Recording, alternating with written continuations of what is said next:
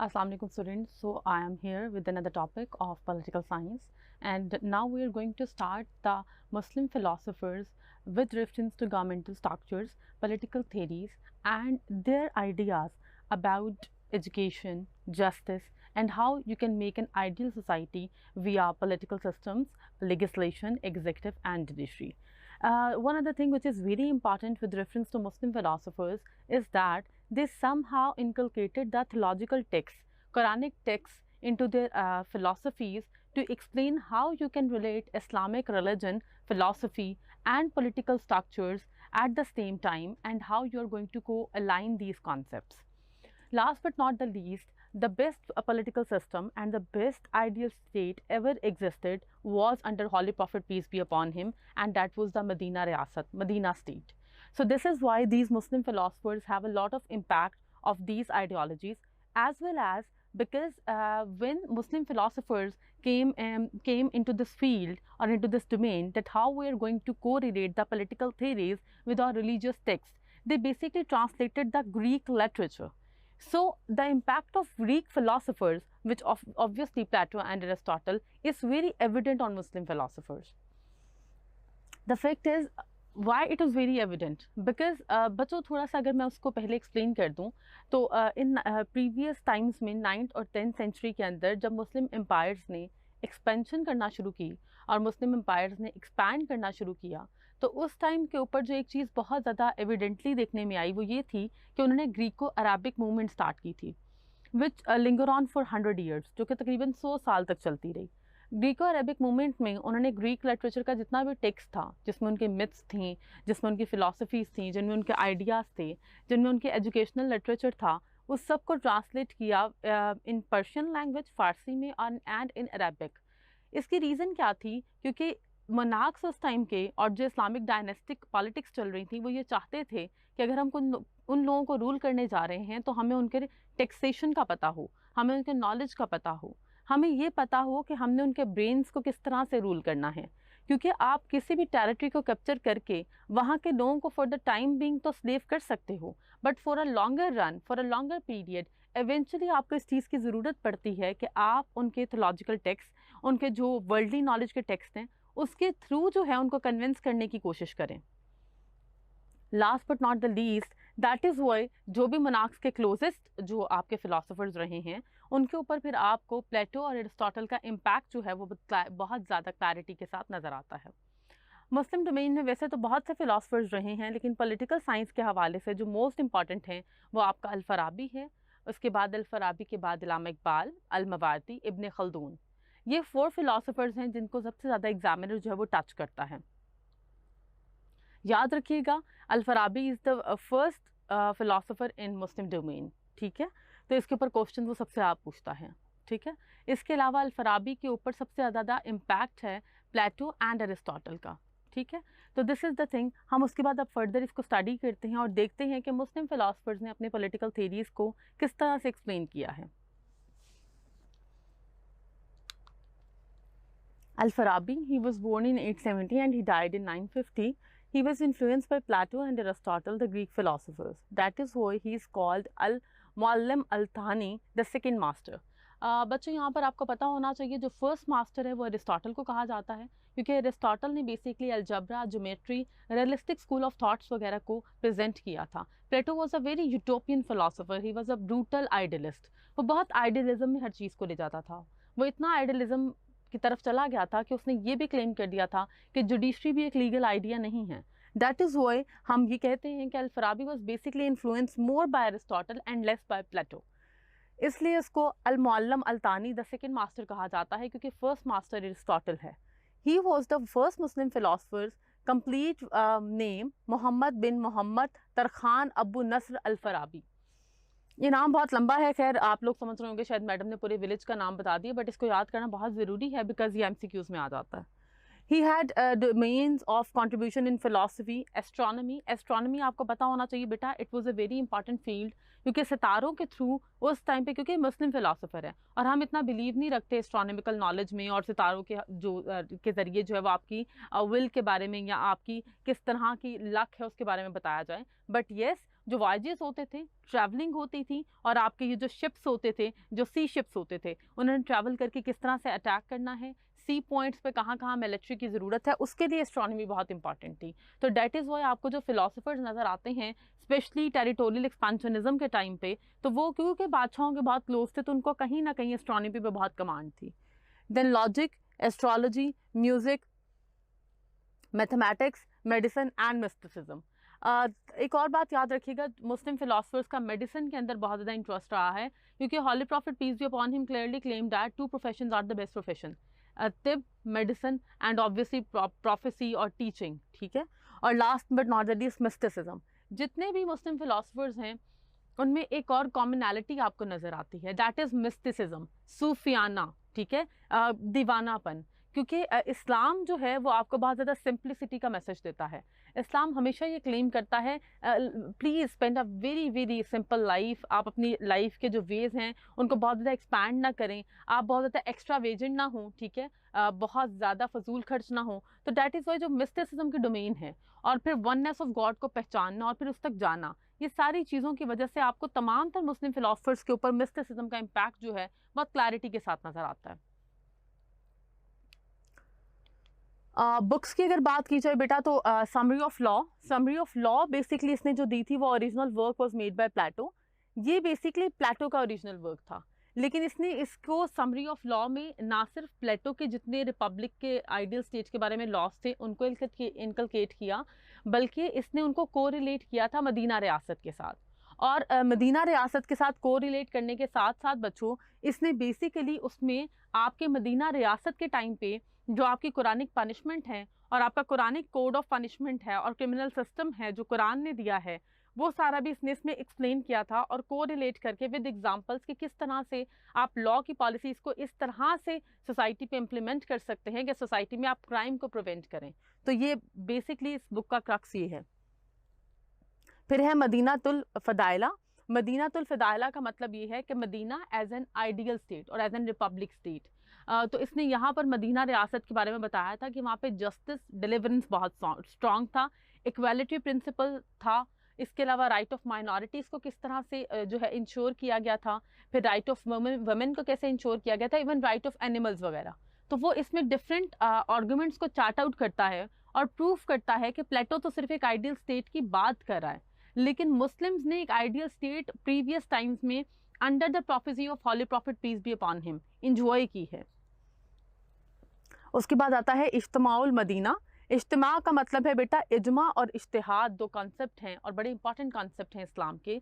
उसमें आप ये देखते हैं कि म्यूचुअल कंसेंट के साथ किस तरह से उलमास जो हैं वो कंटेम्प्रेरी चैलेंजेस को फाइट करते हैं, किस तरह से कंटेम्प्रेरी चैलेंजेस के अंदर वो एक्सप्लेन करते हैं चीज़ों को कि आपको किस तरह चीज़ों को टेम एंड ट्रेन करने की ज़रूरत है according to the need of contemporary times और according to the need of the people. इजमा के अंदर किसी भी तरह का इशू डिस्कस हो सकता है, either it is relevant to legislation, either it is relevant to executive, either it is relevant to judiciary, either it is relevant to social norms and values, either it is relevant to economic strata or economic perspective, either it is relevant to the family structures, either even it is relevant to the marriage structures, even if it is relevant to the rights of minorities. So हर तरह की चीज़ के बारे में इजमातुल Medina के अंदर उसने discussion की है और उसने एक्सप्लेन किया है कि कॉन्टेम्प्रेरी टाइम्स के अकॉर्डिंगली आप किस तरह से उलमास को और मजलिस शूरा का कंसल्टेशन का जो कॉन्सेप्ट है उसको लीड कर सकते हैं। फिर सियासतुल मदीना के अंदर उसने पॉलिटिक्स ऑफ मदीना को एक्सप्लेन किया है कि किस तरह पावर पॉलिटिक्स जो हैं वो मदीना में भी होती थी, पावर पॉलिटिक्स को किस तरह से काउंटर कर सकते हैं आप, किस तरह से एक आप सेफ पैसेज जो है एक मीडिएशन या मीडिएटर जो है उसको हायर कर सकते हैं जो तमाम तर मसलों को जो है वो डील करे, क्योंकि उस ज़माने में भी काजी जो है वो तमाम तर मसलों में इंटरवीन कर सकता था। तो डिफरेंट तरीके से उसने बताया है कि किस तरह की पॉलिटिक्स जो हैं वो आपकी स्टेट को एक आइडियल स्टेट बनाती हैं। उसके बाद उसकी आती है थ्योरी ऑफ सॉवरेनिटी। बेटा सॉवरेनिटी का जो वर्ड है it is basically derive from sovereign. Sovereign का मतलब उर्दू ज़बान में होता है, अगर आसान लफ्ज़ों में मैं आपको समझाऊं तो खुद मुख्तारी, किसी का सेल्फ सफिशेंट होना, किसी का इंडिपेंडेंट होना। तो बेसिकली थ्योरी ऑफ सॉवरेनिटी के अंदर वो जो चीज़ें एक्सप्लेन करता है, पहली है सॉवरेनिटी इज़ रईसुल अव्वल। रईसुल अव्वल वो होगा बेटा जो बेसिकली डिराइव करेगा बेसिकली प्रोफेसी से अपनी तमाम तर क्वालिटीज़ को। The best person among all, उसका रईसुल अव्वल कहा जाएगा। एक ऐसा इंसान जिसके ऊपर सोसाइटी, जिसके ऊपर सिटीजन उसके पॉलिटिशियन होने पे या उसके हेड ऑफ स्टेट होने पे ट्रस्ट कर रहे हैं। उसके बाद आता है कैलिफ और इमाम, head of the state who is going to lead the state, जैसे कॉन्टेम्प्रेरी टाइम्स में आपका प्रेसिडेंट या प्राइम मिनिस्टर होता है। फिर रईसुल अव्वल को वो प्रोफेसी से इसलिए कोरिलेट करता है क्योंकि ये मदीना रियासत में जब लिखता है तो वो ये बात एक्सप्लेन करता है कि holy prophet peace be upon him was the last philosopher. और प्रोफेसी की जो एक डोमेन थी, अल्लाह ताला ने उसको मतलब उसका खात्मा किया और यही कहा कि इसके बाद कोई नबी नहीं आएगा। लेकिन holy prophet peace be upon him ने भी अपने टाइम पर एक क्लेम किया था और लोगों को ये बात समझाई थी कि तुम में से बेहतर वही है जो तुम लोगों को बेहतरी से तुम पर हुकूमत करे और तुम्हारी बेहतरी और माशरे की फलाह के लिए काम करे। तो बेसिकली इसका मतलब है कि रईसुल अव्वल के अंदर प्रॉफिटहुड की क्वालिटीज़ होनी चाहिए। वो क्योंकि प्रॉफिट नहीं है लेकिन प्रोफेसी की क्वालिटीज़ को वो ऑन कर सकता है, जैसे हमारे 4 पाइस कैलफ ने किया, हज़रत अबू बकर सदीक, हज़रत उस्मान, हज़रत उमर, हज़रत अली रज़ी अल्लाह ताला अन्हा। तो बेसिकली इसमें वो यही बात करता है कि आपका लीडर वही होगा जिसमें वो क्वालिटीज़ होंगी। इवन कॉन्टेम्प्रेरी टाइम्स के अंदर भी अगर मैं बात करूँ तो पाकिस्तान में आर्टिकल 62 और 63 जिसके ऊपर एक्स प्राइम मिनिस्टर को डिस्क्वालीफाई किया गया है, तो वो बेसिकली यही है कि सादिक और अमीन नहीं रहा। उसने बेसिकली अपने जितने भी एसेट्स थे उनको उस तरह से प्रेजेंट नहीं किया जैसे पब्लिक को पता होने चाहिए थे। तो डैट मीन्स के प्रोफेसी की जो क्वालिटीज़ हैं वो कॉन्टेम्प्रेरी टाइम्स के अंदर भी मुस्लिम स्टेट्स के अंदर बहुत इंपॉर्टेंट है। तो यहाँ पर वो यही एक्सप्लेन करता है कि रूलर वही बेस्ट होगा, बेसिकली रिजेंबल करेगा अपनी क्वालिटीज़ में प्रॉफिट्स के साथ, क्योंकि जब कोई प्रॉफिट्स के साथ रिजेंबल कर रहा है दैट मीन्स वो समहाउ उन तमाम तर क्वालिटीज़ को एक्वायर कर रहा है। That means he has a deeper knowledge regarding the prophecy domain, he has a deeper study regarding how we can rule a country and how Holy Prophet peace be upon him do all the politics and how he managed the Medina Riyasat. So this is the thing which is very important. और as a Muslim हमारा believe है कि holy prophet peace be upon him was the most ideal person on earth planet. वो बहुत complete human being थे, उनके अंदर किसी तरह की बुराई नहीं एग्जिस्ट करती थी। He was a chosen soul.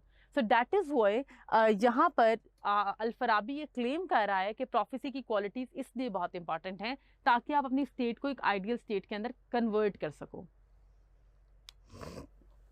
जो करेक्टरिस्टिक्स वो देता है सॉवरेनिटी के बेटे, वो बेसिकली 13 करेक्टरिस्टिक्स हैं। इनको आप एक एक 1 लाइनर, 2 लाइनर, 3 लाइनर्स में एक्सप्लेन कर सकते हो पेपर के अंदर।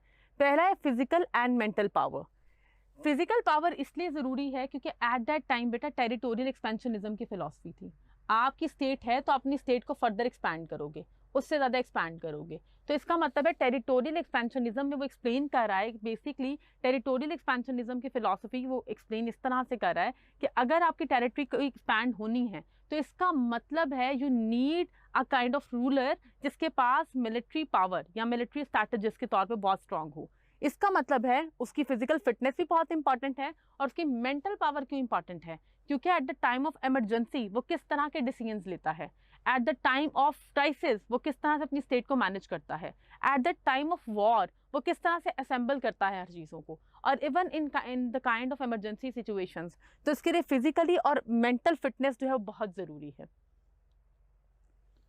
फिर knowledge, knowledge regarding history, knowledge regarding Islam, knowledge regarding prophecy, उसका डिटेल नॉलेज होना चाहिए, डीपर नॉलेज होना चाहिए हिस्ट्री के हवाले से, और उसको वर्ल्डली नॉलेज पे भी कमांड होना चाहिए ताकि वो अपनी सोसाइटी को एक आइडियल सोसाइटी और स्टेट में कन्वर्ट कर सके।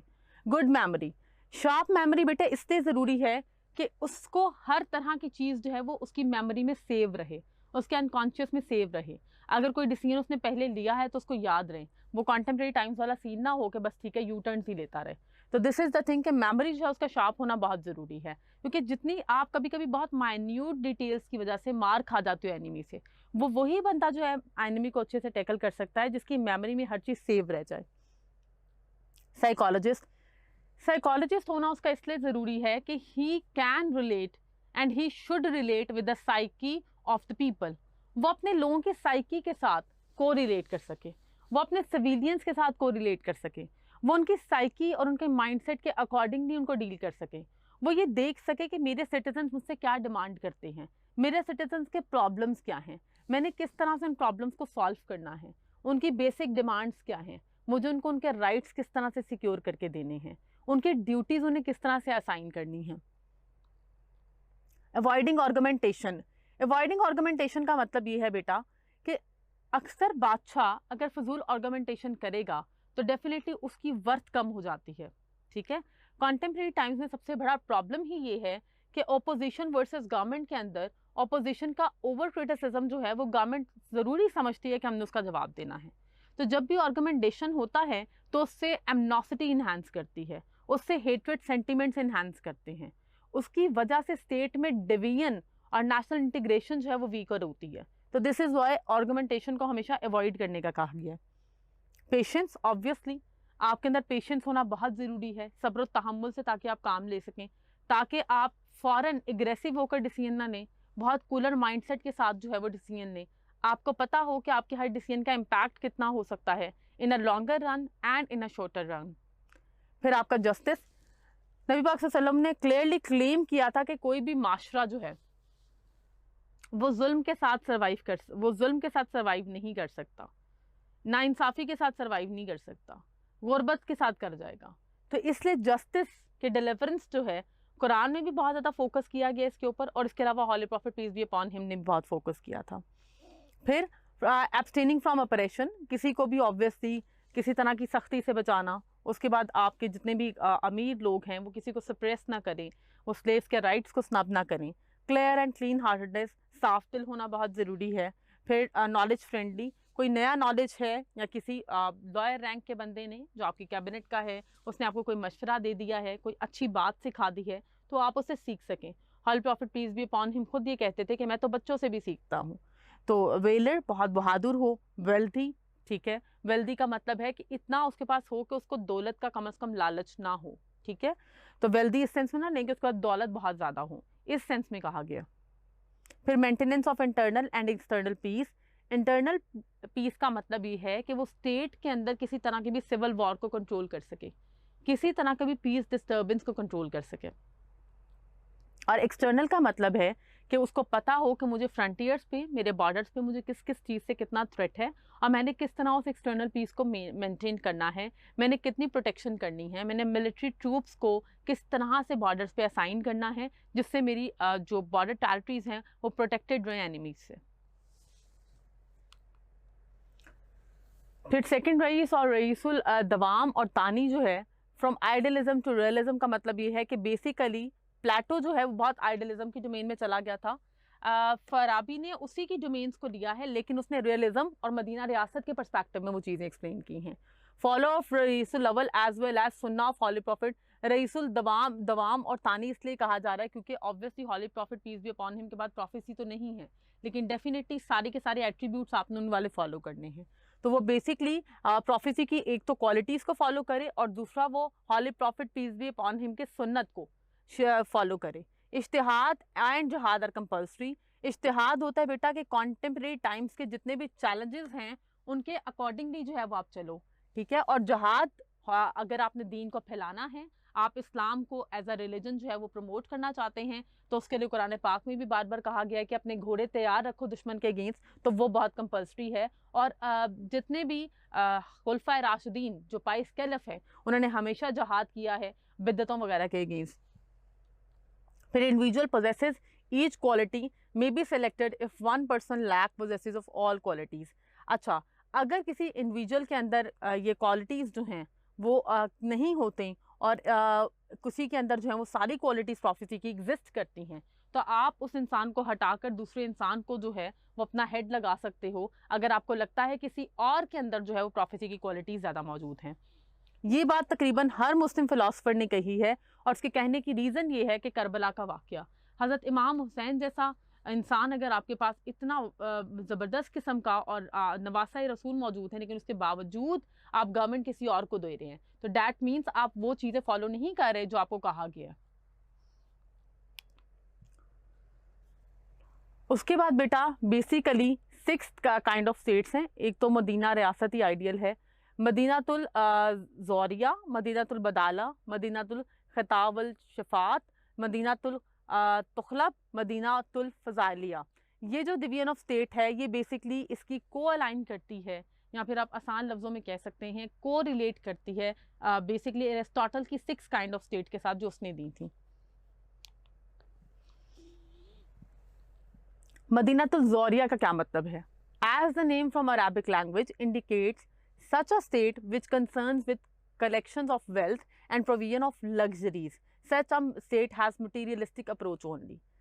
ये वो स्टेट है, अरबिक लैंग्वेज का वर्ड है ज़ोरिया, जो बेसिकली सिर्फ और सिर्फ फोकस करता है अमीरी के ऊपर। आपकी इलीगल मीन्स भी हों लेकिन आपके पास दौलत बहुत ज़्यादा हो। ये बेसिकली इंडिकेट करता है उस टाइम पे जो जूइश लोग थे वो बेसिकली इंटरेस्ट के ऊपर जो है वो लॉन्स देते थे और लोगों को बहुत सप्रेस करते थे। इस तरह की स्टेट जो है उसकी सिर्फ मटेरियलिस्टिक अप्रोच होती है, स्पिरिचुअल अप्रोच नहीं होती है, नेगेटिव अप्रोच होती है, जिसकी वजह से सोसाइटी के अंदर डिस्ट्रप्शन बहुत होती है। रिच एंड पुअर क्लास का गैप जो है वो एट मैक्स एग्जिस्ट करता है। इसके अलावा बेटा इस तरह की स्टेट के अंदर जब सिर्फ आप वेल्थ पे फोकस करते हो तो आप basically right of a specific class, जैसे आपकी मिडिल और लोअर क्लास है, उनके राइट्स को आप बिल्कुल साइडलाइन कर देते हो।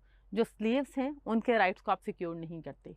इवन वुमेन को जो है वो आप सिर्फ और सिर्फ एक सेक्स ऑब्जेक्ट के तौर पर ट्रीट करते हो, which is not a good thing. That is why ऐसी स्टेट एवेंचुअली अपने डिस्ट्रक्शन और डिस्ट्रक्शन की तरफ खुद ही चली जाती है। मदीनातुल बदला, such a state which remains in quest for wealth. ज़ौरिया तो वो है ना जिसमें अप्रोच ही ये है। बदाला वो स्टेट है बेटा जिसमें सिर्फ और सिर्फ सारी फाइट ही इसलिए होती है कि आपने अपनी वेल्थ को मैक्सिमाइज कैसे करना है।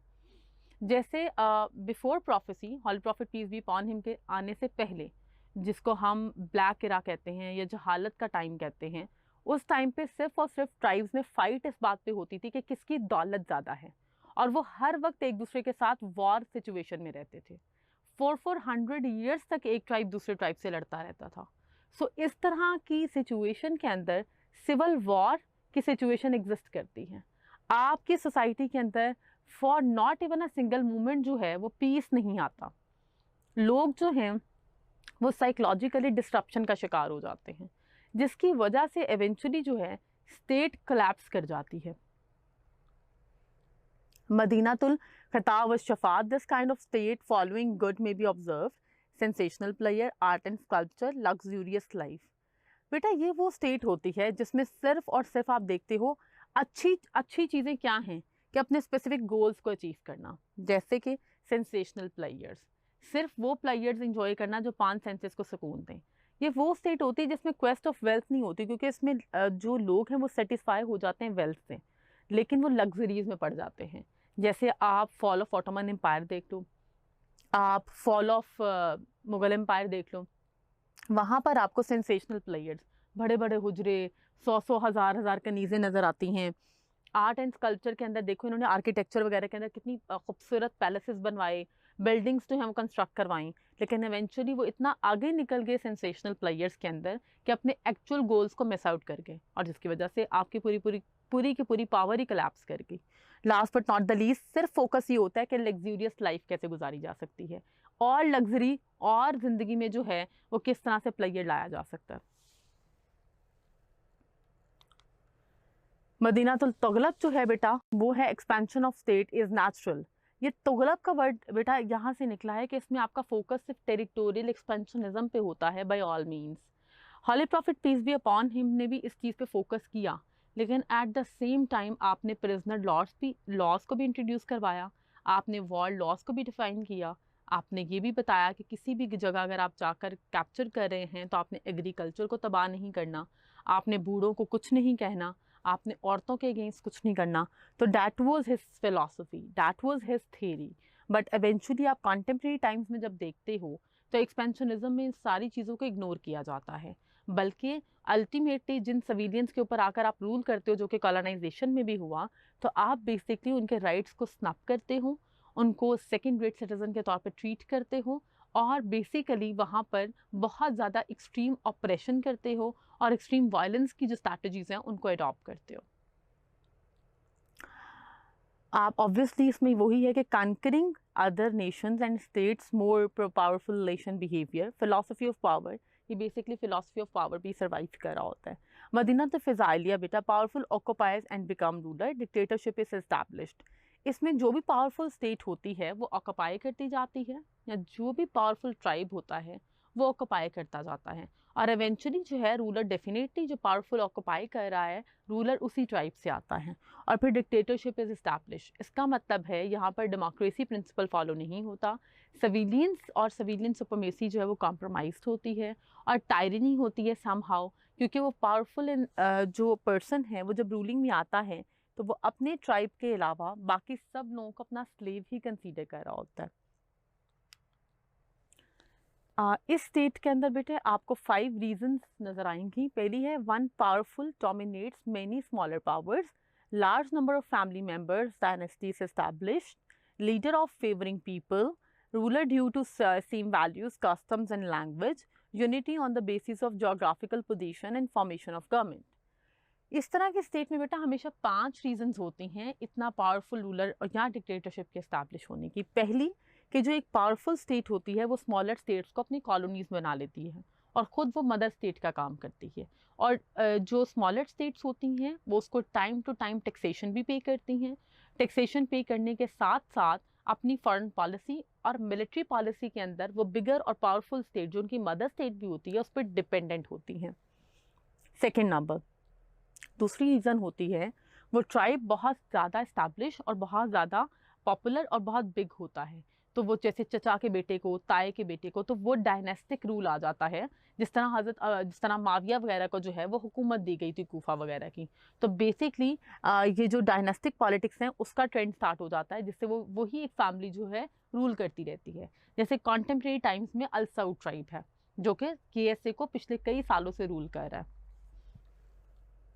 लीडर ऑफ फेवरिंग पीपल, ये लीडर जो है वो यही इस चीज़ को फॉलो करता है कि वो अपने लोगों को, डैट मीन्स अपने ट्राइब के लोगों को सबसे ज़्यादा फेवर करे, जिसको कंटेम्प्रेरी टाइम्स में जैसे हम नेपोटिज्म या फेवरेटिज्म कहते हैं, कि अपनी ही फैमिली को या अपने रिलेटिव्स को जो है वो डेफिनेटली प्रमोट करना। उसके बाद रूलर को लोग एक्सेप्ट क्यों करते हैं as a ruler? Due to same values, customs and language. जैसे अरबिक लैंग्वेज सेम है, कस्टम का मतलब है, कस्टम और वैल्यूज़ का मतलब है आपका रिलीजन सेम है या फिर आपके हिस्टोरिकल टाइज सेम है, जिसकी वजह से आपकी सेम वैल्यूज़ की वजह से आप एक रिलेशन, इमोशनल अफिलिएशन फील करते हो विद द रूलर, क्योंकि रूलर बेसिकली आपके वैल्यूज़, कस्टम्स और ट्रेडिशंस को चेंज नहीं कर रहा, वो सिर्फ आपको कह रहा है कि उसके डिसीजंस, उसके ऑर्डर्स को एक्सेप्ट करो, जिसकी वजह से लोगों को एक्सेप्ट करने में प्रॉब्लम नहीं होता। फिर unity on the basis of geographical position and formation of government. इसके अंदर बेसिकली यूनिटी जो एग्जिस्ट करती है, जिसको कॉन्टेम्प्रेरी टाइम्स में आप नेशनलिज्म कह सकते हो या नेशनल इंटीग्रेशन कह सकते हो, तो यहाँ पर बेटा यूनिटी जो है वो बेसिकली जोग्राफिकल पोजीशन की बेस पे होती है। दैट मीन्स जो जोग्राफिकल टेरिटरी होती है उसमें एक टेरिटरी दूसरी टेरिटरी के साथ समहाउ को अलाइन करती है, जैसे मदीना, फिर मक्का, फिर आपको पता है अब तो वहाँ पे जद्दा वगैरह, तो वो सारे कहीं ना कहीं को अलाइन कर रहे हैं जोग्राफिकल पोजीशन के अंदर। जैसे अगर मैं बात करूँ सब कॉन्टिनेंट की, जो पाकिस्तान और इंडिया है, तो जोग्राफिकल पोजीशन के अकॉर्डिंगली हम सम हाउ प्रीवियस टाइम्स में इसीलिए को एग्जिस्ट कर रहे थे क्योंकि आपकी जोग्राफिकल पोजीशन ही ऐसी थी, प्लस फॉर्मेशन ऑफ गवर्नमेंट। इसके अलावा यूनिटी एग्जिस्ट करती है on the basis of government, क्योंकि जो भी है कॉलोनी स्टेट्स के अंदर या स्मॉलर स्टेट्स के अंदर या तो आप अपने रिलेटिव्स को लगा देते हो, लेकिन उनके अंडर जो है वो उसी स्टेट के लोग काम कर रहे होते हैं। जैसे सब कॉन्टिनेंट के अंदर भी महाराजा और राजाओं का कॉन्सेप्ट था, लेकिन उन महाराजा और राजाओं के जो थे वो एक्चुअल में रूल करते रहते थे, लेकिन वो ऑर्डर्स जो हैं वो कहाँ से लेते थे? मदर स्टेट से, बादशाह अकबर वगैरह से। या फिर जब कॉलोनाइजेशन पीरियड हुआ तो वहाँ पे जनरल्स वगैरह थे, लेकिन नीचे ब्यूरोक्रेट्स वगैरह इंडियंस ही थे, लेकिन फाइनल ऑर्डर जो है वो क्वीन से आ रहे होते थे। तो इसीलिए जो गवर्नमेंट के फॉर्मेशन है और जोग्राफिकल पोजीशन है, इन दोनों रीजंस की वजह से जो है ये स्टेट एग्जिस्टेंस में रहती है। उसके बाद बेटा मदीनातुल फजाइलिया और आइडियल स्टेट। आइडियल स्टेट के अंदर क्या क्या चीज़ें होती हैं या क्या चीज़ें एग्जिस्ट करती हैं, उसके अकॉर्डिंगली बेटा जो आइडियल स्टेट है, जैसे मदीना स्टेट थी, उसमें सबसे पहले standardize and best system. Standardize and best system ये है कि अगर एक मुस्लिम और जोइश का भी केस आया है, तो अगर मुस्लिम गलत है तो जोइश के हक में ही फैसला होगा। जस्टिस की डिलीवरेंस बहुत स्ट्रांग है, justice delayed, justice denied, justice as soon as possible जो है वो प्रोवाइड किया जाता है। Head of state with the best qualities, prophecy की जितनी भी क्वालिटीज हैं वो हेड ऑफ द स्टेट में एग्जिस्ट करती हैं। Solution of all issues and problems, जो हेड ऑफ द स्टेट है बेसिकली उसके पास तकरीबन हर इशू और प्रॉब्लम का सोल्यूशन जो है वो एग्जिस्ट कर रहा होता है। रईसुल अव्वल की अगर बात करें तो उसमें ऑल क्वालिटीज वही होती हैं जो बेटा प्रोफेसी की हैं, जो मैं पहले एक्सप्लेन कर चुकी हूँ। कमेंट्री के अंदर बेटा इसके अगर वर्क को देखा जाए तो उसने गुड गवर्नमेंट को भी डिस्कस किया है और बैड गवर्नमेंट को भी। गुड गवर्नमेंट के टाइम में उसने आइडियल स्टेट मदीना की बताई है और उसने जो है फदाइला की भी जो स्टेट है वो एक्सप्लेन किया। बैड गवर्नमेंट के अंदर उसने आपका सामने ही है 3 to 4 जो है करप्ट टाइप्स जो है वो डिस्कस की हैं। बेसिकली इसका जो आइडियलिज्म का कॉन्सेप्ट है वो प्लेटोनिज्म से लिया गया है, लेकिन वो उसको को अलाइन करके एक्सप्लेन करता है मदीना रियासत के साथ। इसके अलावा इसकी फ़िलासफ़ी में जो एक डिफरेंट चीज़ है वो है इमाम की, क्योंकि प्लेटो की फ़िलासफ़ी के अंदर सिर्फ फ़िलासफ़र किंग है, लेकिन फ़िलासफ़र किंग के अलावा ये जो रूलर और हेड ऑफ द स्टेट के अलावा इमाम को बहुत इंपॉर्टेंस देता है with reference to religious connotations, क्योंकि हमारा इस्लाम या हमारा दीन जो है हमारे लिए बहुत इंपॉर्टेंट है। और उसके बाद अल फराबी की जो सोशल कॉन्ट्रैक्ट की थ्योरी है वो उसने दी थी बेटा, जिसमें उसने उसके कॉन्स्टिट्यूएंट्स जो हैं उसके जो पार्ट्स हैं वो जो एक्सप्लेन किए थे। उसने कहा था इंडिविजुअल, एक इंडिविजुअल की आइडेंटिटी जो है वो कॉम्प्रोमाइज़ ना हो जाए एक स्टेट के अंदर। एक इंडिविजुअल को इक्वल अपॉर्चुनिटीज़ और उसको अपनी पर्सनालिटी को ग्रूम करने की प्रॉपर जो अपॉर्चुनिटीज़ हैं और प्रॉपर रूम और स्पेस प्रोवाइड किया जाए। कलेक्टिविज्म,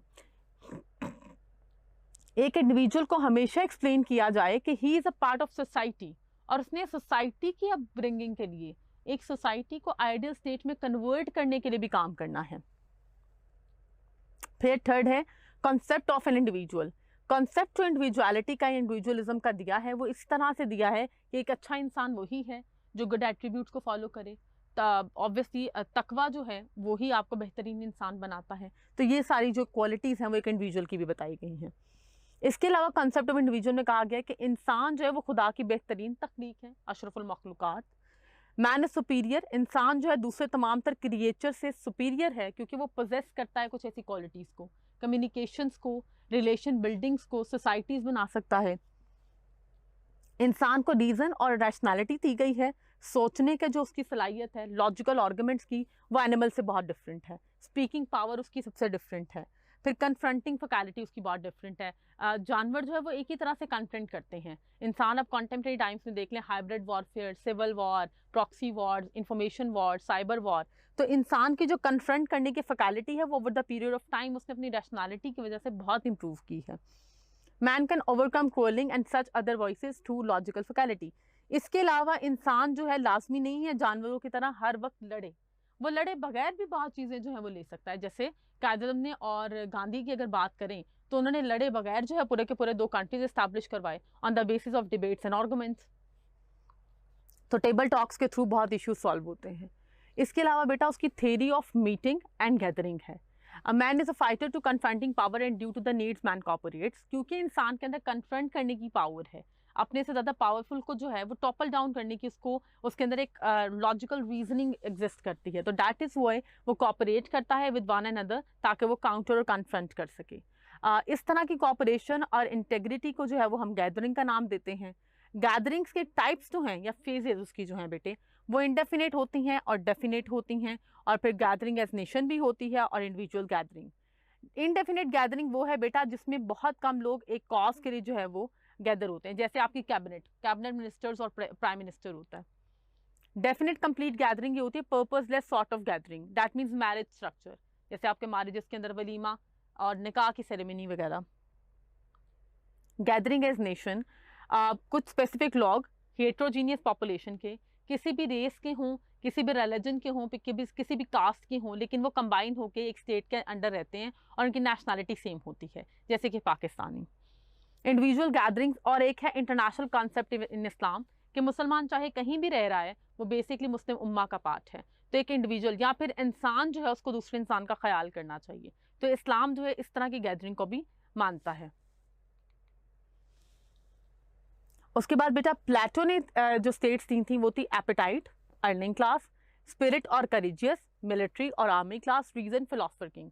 अल फराबी ने कहा था नहीं जी, knowledge and intellect with acumen ये वाली क्लास होती है, एक होती है हाई मॉरल एंड स्पिरिट्स वाली, जिसमें आपके सूफिया वगैरह आते हैं, और फिर आती है मॉडेस्टी, आपके सोसाइटी के अच्छे लोग जो सखावत करना जानते हैं, जो सोसाइटी को समहाउ आइडियल स्टेट के अंदर कन्वर्ट कर रहे होते हैं। तो प्लेटो ने बेसिकली इंटेलेक्चुअल लेवल पे डिवाइड किया है, अल फराबी ने इंटेलेक्चुअल से ज्यादा स्पिरिचुअल रीजंस पे फोकस किया था। इसके अलावा जो क्लासेस अल फराबी ने दी हैं वो बेटा वो 6 क्लासेस हैं। पहली है फिलोसोफर, लिटरेचर एंड इंटेलेक्चुअल्स की। second class belongs to the class of scholars. Third one belongs to the idealistic, talkative and gracious people, non-pragmatic people.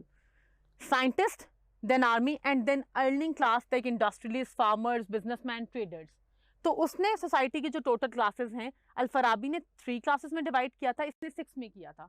इसने कहा था फिलोसोफर्स, लिटरेचर और इंटेलेक्चुअल्स वो होते हैं जो वर्ल्डली नॉलेज पे फोकस करते हैं। स्कॉलर्स वो होंगे जो बेसिकली रिलीजियस नॉलेज को फोकस करेंगे।